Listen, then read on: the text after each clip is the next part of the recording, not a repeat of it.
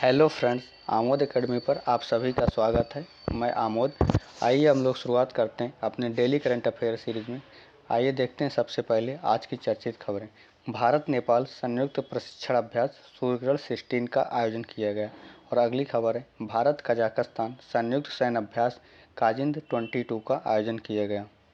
भारत ने शांति सैनिकों के खिलाफ अपराधों के लिए जवाबदेही को बढ़ावा देने के लिए मित्रों का समूह शुरू किया। और अगली खबर है, सैटकॉम स्पेक्ट्रम की नीलामी करने की घोषणा की गई। और उसके बाद अगली खबर है, अग्नि 5 बैलिस्टिक मिसाइल का सफल परीक्षण किया गया। और नमामि गंगे कार्यक्रम को विश्व के 10 पुनर्जीवित प्राकृतिक कार्यक्रमों में शामिल किया गया। और उसके बाद अगली खबर है, विभिन्न राज्यों के उत्पादों को जीआई टैग दिया गया। आइए हम लोग इन्हीं खबरों को विस्तार से देखते हैं। शुरुआत करते हैं अपनी पहली खबर से। पहली खबर है, भारत नेपाल संयुक्त प्रशिक्षण अभ्यास सूर्यग्रहण 16 का आयोजन किया गया। आइए हम लोग इसके बारे में विस्तार से देखते हैं। भारत और नेपाल के बीच भारत नेपाल संयुक्त प्रशिक्षण अभ्यास सूर्यग्रहण 16 का आयोजन किया गया। 16वां संस्करण 16 से 29 दिसंबर 2022 तक Nepal army battle school Saljhandi Nepal में आयोजित किया जाएगा। यानी सूर्यग्रहण 16 सैन्य अभ्यास जो है भारत और नेपाल के बीच आयोजित किया जाएगा। यह कैसा संस्करण है? 16वां संस्करण है। कहाँ पर आयोजित किया जाएगा? नेपाल के नेपाल आर्मी बैटल स्कूल सलझंडी में आयोजित किया जाएगा। यानी सूर्यग्रहण 16 सैन्य अभ्यास जो है भारत और नेपाल के बीच आयोजित होता है। 16वां संस्करण है। इसका कहाँ आयोजन होगा? नेपाल के नेपाल आर्मी बैटल स्कूल सलझंडी में आयोजित किया जाएगा। सूर्यग्रहण प्रतिवर्ष भारत और नेपाल के बीच आयोजित किया जाता है। संयुक्त राष्ट्र के शासनादेश के तहत पहाड़ी इलाकों और HIDR में जंगल युद्ध और आतंकवाद विरोधी अभियानों में अंतर क्षमता बढ़ाने के उद्देश्य से भारत और नेपाल संयुक्त अभ्यास आयोजित करता है। आतंकवाद विरोधी अभियानों में इकाई स्तर पर सामरिक संचालन की योजना और संचालन के लिए संयुक्त अभ्यास के विकास और सामान्य रूप से आपदा प्रतिक्रिया तंत्र और आपदा प्रबंधन में सशस्त्र बलों की भूमिका पर ध्यान केंद्रित है। संयुक्त सैन्य अभ्यास रक्षा सहयोग के स्तर को बढ़ाएगा, जो दोनों देशों के बीच द्विपक्षीय संबंध को और बढ़ावा देगा। आइए हम लोग अगली खबर देखते हैं। अगली खबर है, भारत कजाकिस्तान संयुक्त सैन्य अभ्यास काजिंद 22 का आयोजन किया गया। आइए हम लोग इसके बारे में विस्तार से देखते हैं। भारत कजाकिस्तान संयुक्त सैन्य प्रशिक्षण अभ्यास का छठा संस्करण काजिंद 22 का 15 से 28 दिसंबर 2022 तक उमरोई के मेघालय में आयोजित किया जाएगा। यानी काजिंद 22 सैन्य अभ्यास जो है यह भारत और कजाकिस्तान के बीच आयोजित किया जाएगा। यह छठा संस्करण है। कहाँ आयोजित होगा? मेघालय के उमरोई में आयोजित किया जाएगा। कहाँ पर? मेघालय के उमरोई में आयोजित किया जाएगा।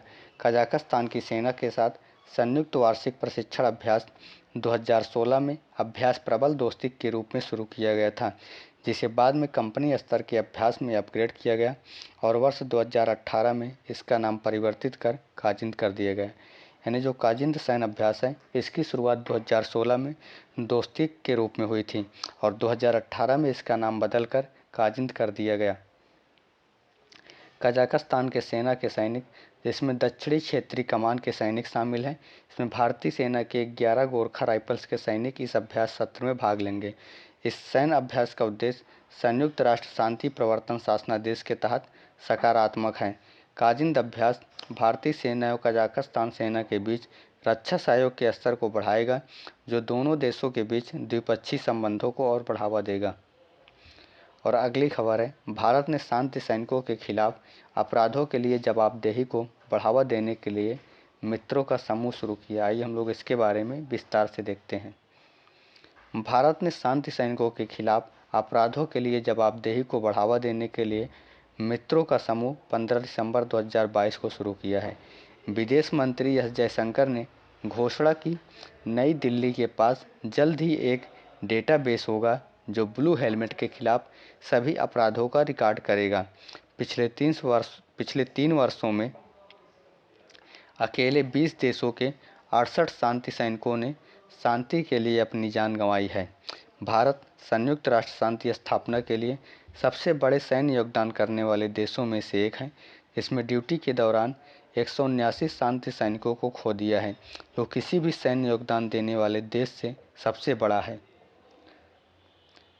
मित्रों समूह की स्थापना 15 दिसंबर 2002 में हुआ था। यानी मित्रों समूह की स्थापना 15 दिसंबर 2002 में हुआ था। इसका पूरा नाम है group of friends to promote accountability for crimes against peacekeepers हैं। इसमें 7 अध्यक्ष देश हैं: भारत, बांग्लादेश, मिस्र, फ्रांस, मोरक्को और नेपाल। यानी मित्रों समूह की स्थापना कब हुई? 15 दिसंबर 2022 में हुई और इसका पूरा नाम है group of friends to promote accountability for crimes against peacekeeper. 7 अध्यक्ष कितने देश हैं? 6 देश हैं: भारत, बांग्लादेश, मिस्र, फ्रांस, मोरक्को और नेपाल हैं। इसमें सभी इच्छुक सदस्य राज्यों और संयुक्त राष्ट्र भागीदारों को शामिल किया जाएगा। संयुक्त राष्ट्र शांति रक्षक बल की स्थापना वर्ष 1948 मध्य पूर्व में अरब इजराइल युद्ध के दौरान युद्ध विराम का पालन करवाने के साथ हुई थी। इसका उद्देश्य युद्धग्रस्त क्षेत्रों में शांति बहाली है। भारत और संयुक्त राष्ट्र शांति रक्षक बल वर्ष 1948 से अब तक 2,60,000 से अधिक भारतीयों ने संयुक्त राष्ट्र के 49 शांति अभियानों में सेवा दी है और 2007 में भारत इन शांति मिशन में एक महिला दल को तैनात करने वाला पहला देश बन गया। आइए हम लोग अगली खबर देखते हैं। सैटकॉम स्पेक्ट्रम की नीलामी करने की घोषणा की गई। दूर संचार नियामक ट्राई द्वारा उपग्रह संचार के लिए सैटकॉम स्पेक्ट्रम की नीलामी करने की घोषणा की है। ऐसा करने वाला भारत पहला देश होगा। इस क्षेत्र में निवेश आकर्षित करने के लिए डिजाइन बनाने का भी कार्य प्रारंभ किया जाएगा। उपग्रह संचार किसी भी संचार लिंक को संदर्भित करता है जिसमें इसके प्रसार पथ पर एक कृत्रिम उपग्रह का उपयोग शामिल होता है। उपग्रह संचार आधुनिक जीवन में महत्वपूर्ण भूमिका निभाते हैं। पृथ्वी पर विभिन्न स्थानों के बीच संचार लिंक प्रदान करने के लिए कृत्रिम उपग्रहों का उपयोग करना ही उपग्रह संचार तकनीक कहलाता है। उपग्रह संचार वैश्विक दूरसंचार प्रणाली में एक महत्वपूर्ण भूमिका निभाता है। उपग्रह संचार उच्च आवृत्ति संकेतों का उपयोग करते हैं। वह 653 उपग्रह भूस्थैतिक, मोलनिया, अंडाकार और पृथ्वी की निचली कक्षाओं में पाए जाते हैं। पारंपरिक पॉइंट टू पॉइंट संचार मोबाइल एप्लीकेशन, टीवी और रेडियो कार्यक्रमों के वितरण के लिए उपयोग किए जाते हैं। इसके तहत 2000 से अधिक कृत्रिम उपग्रह हैं। रिसीव ऑनली टर्मिनल्स ऐसे उपकरण होते हैं जिनके द्वारा डेटा को स्वीकार किया जा सकता है, परंतु वे स्वयं डेटा निर्माण में अक्षम होते हैं। सैटेलाइट इंटरैक्टिव टर्मिनल्स एक छोटे प्रकार का सैटेलाइट डिश होता है। यह सैटेलाइट टेलीविज़न के समान होता है, परंतु इसमें एक रेडियो फ्रीक्वेंसी मॉड्यूलर लगा होता है जो कि रेडियो तरंगों को प्राप्त कर सकता है तथा उन्हें वापस भी भेज सकता है। आइए हम लोग अगली खबर देखते हैं। अगली खबर है अग्नि 5 बैलिस्टिक मिसाइल। भारत ने 15 दिसंबर 2022 को परमाणु सक्षम अग्नि 5 बैलिस्टिक मिसाइल का सफलतापूर्वक रात्रि परीक्षण उड़ीसा तट के अब्दुल कलाम द्वीप से किया। यानी भारत ने 15 दिसंबर 2022 को परमाणु सक्षम अग्नि 5 बैलिस्टिक मिसाइल का सफलतापूर्वक रात्रि परीक्षण उड़ीसा तट के पास अब्दुल कलाम द्वीप से किया। यानी अग्नि 5 बैलिस्टिक मिसाइल का सफल परीक्षण उड़ीसा तट के पास अब्दुल कलाम द्वीप से किया गया, जिसकी मारक क्षमता 5000 किलोमीटर से अधिक है। यह परीक्षण देश के रणनीतिक प्रतिरोधक क्षमता को बढ़ावा देता है और यह परीक्षण चीन के साथ सीमा गतिरोध के बीच किया गया है। रक्षा अनुसंधान और विकास संगठन द्वारा स्वदेशी रूप से विकसित नई पीढ़ी की मध्यम दूरी की बैलिस्टिक मिसाइल अग्नि प्राइम का अक्टूबर 2022 में उड़ीसा तट पर स्थित एपीजे अब्दुल कलाम द्वीप से सफलतापूर्वक परीक्षण किया। यह मिसाइल 1000 से 2000 किलोमीटर की दूरी पर अलग अलग स्थानों पर विभिन्न युद्धक सामग्रियों या आयुधों को पहुंचाने में सक्षम है। इसमें दोहरी नेविगेशन और मार्गदर्शन प्रणाली है। अग्नि 5 सीरीज की कुछ मारक क्षमता देखते हैं। अग्नि 1 की मारक क्षमता 700 से 800 किलोमीटर है और अग्नि 2 की 2000 किलोमीटर से अधिक, अग्नि 3 2500 किलोमीटर से अधिक, अग्नि 4 3500 किलोमीटर से अधिक और यह एक रोड मोबाइल लॉन्चर से फायर कर सकती है और अग्नि 5 5000 किलोमीटर से अधिक है। एकीकृत निर्देशित मिसाइल विकास कार्यक्रम वर्ष 1983 में शुरू किया गया था। इसका विचार प्रसिद्धि वैज्ञानिक डॉक्टर APJ अब्दुल कलाम द्वारा किया गया था। इसका उद्देश्य मिसाइल प्रौद्योगिकी के क्षेत्र में आत्मनिर्भरता हासिल करना था। आइए हम लोग अगली और खबर देखते हैं। नमामि गंगे कार्यक्रम को विश्व के 10 पुनर्जीवित प्राकृतिक कार्यक्रमों में शामिल किया गया। आइए हम लोग इसके बारे में डिटेल से देखते हैं। संयुक्त राष्ट्र ने भारत सरकार के नमामि गंगे कार्यक्रम को विश्व के 10 पुनर्जीवित प्राकृतिक कार्यक्रमों में शामिल किया गया है। राष्ट्रीय स्वच्छ गंगा मिशन के महानिदेशक अशोक कुमार ने कल कनाडा में मॉन्ट्रियल में इस संबंध में प्रशस्ति पत्र प्राप्त किया। जल शक्ति मंत्रालय ने एक बयान में कहा है कि नमामि गंगे को दुनिया के 70 देशों की ऐसी 150 से अधिक पहलों में से चुना गया है और नमामि गंगे कार्यक्रम अब संयुक्त राष्ट्र का समर्थन, वित्त पोषक या तकनीकी विशेषता प्राप्त करने का पात्र हो जाएगा। नमामि गंगे कार्यक्रम का प्रारंभ जून 2014 में केंद्र सरकार द्वारा फ्लैगशिप कार्यक्रम के रूप में किया गया था ताकि राष्ट्रीय नदी गंगा के संरक्षण एवं कायाकल्प और प्रदूषण के प्रभावी उन्मूलन द्वारा दोहरे उद्देश्यों को पूरा किया जा रहा है। नमामि गंगे कार्यक्रम दूसरे चरण में राज्य परियोजनाओं को तेजी से पूरा करने के लिए एवं छोटी नदियों और आर्द्रभूमि के पुनरुद्धार द्वारा के लिए अवधि 2021 से 26 लागू किया गया है। गंगा एक्शन प्लान वर्ष 1985 में पर्यावरण, वन और जलवायु परिवर्तन मंत्रालय द्वारा लाया गया था। इसका उद्देश्य जल अवरोधन, डायवर्जन और घरेलू सीवेज के उपचार द्वारा पानी की गुणवत्ता में सुधार करना तथा विषाक्त एवं औद्योगिक रासायनिक कचरे को नदी में प्रवेश करने से रोकना था। आइए हम लोग अगली खबर देखते हैं। अगली खबर है विभिन्न राज्यों के उत्पादों को GI टैग। इसके बारे में हम लोग विस्तार से देखते हैं। GI के वर्तमान संग्रह की संख्या बढ़ाते हुए असम का विख्यात गमोचा, तेलंगाना का तंदूर रेड ग्राम और लद्दाख के रक्त से खुबानी और महाराष्ट्र के अलीबाग का सफ़ेद प्याज को प्रतिष्ठित GI टैग प्रदान किया गया है। कौन कौन सा है? असम का गमोचा है और तेलंगाना का तंदूर रेड ग्राम और लद्दाख का खुबानी है और महाराष्ट्र का सफ़ेद प्याज। कौन कौन से हैं GI टैग? किसको किसको मिला है? असम का गमोचा, तेलंगाना का तंदूर और लद्दाख का खुबानी और महाराष्ट्र का सफ़ेद प्याज को GI टैग दिए गए।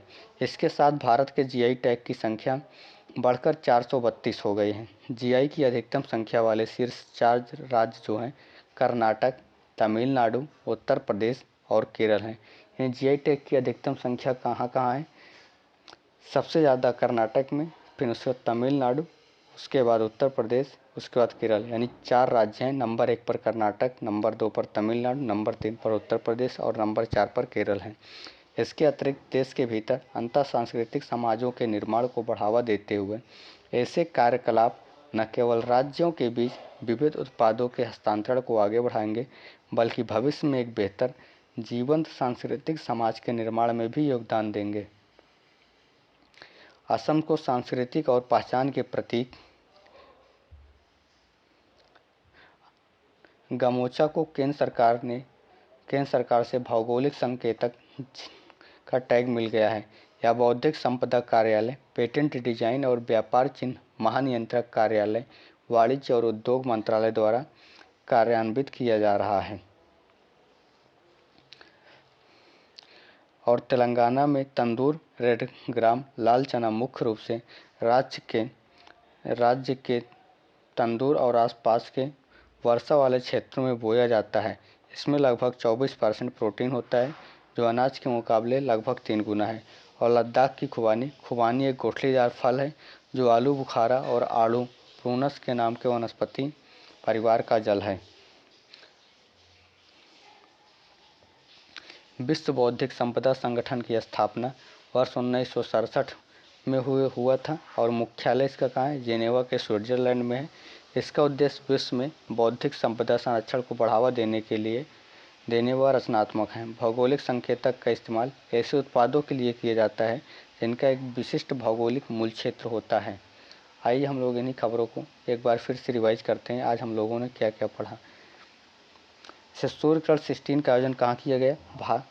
सूर्य किरण 16 जो सैन्य अभ्यास है, इसका आयोजन भारत और नेपाल के बीच किया जाता है। यह 16वां संस्करण था और इसका आयोजन नेपाल के Nepal army battle school Saljhandi Nepal में आयोजित किया जाएगा। और काजिंद 22 सैन्य अभ्यास जो है यह भारत और कजाकिस्तान के बीच आयोजित किया जाता है। इसका 6ठा संस्करण था और इसका आयोजन मेघालय के उमरोई में किया जाएगा। और इसकी शुरुआत 2016 में दोस्ती के रूप में हुई थी और 2018 में इसका नाम बदलकर काजिंद कर दिया गया। और भारत ने शांति सैनिकों के खिलाफ अपराधों के लिए जवाबदेही को बढ़ावा देने के लिए मित्रों का समूह 15 दिसंबर 2022 को शुरू किया है।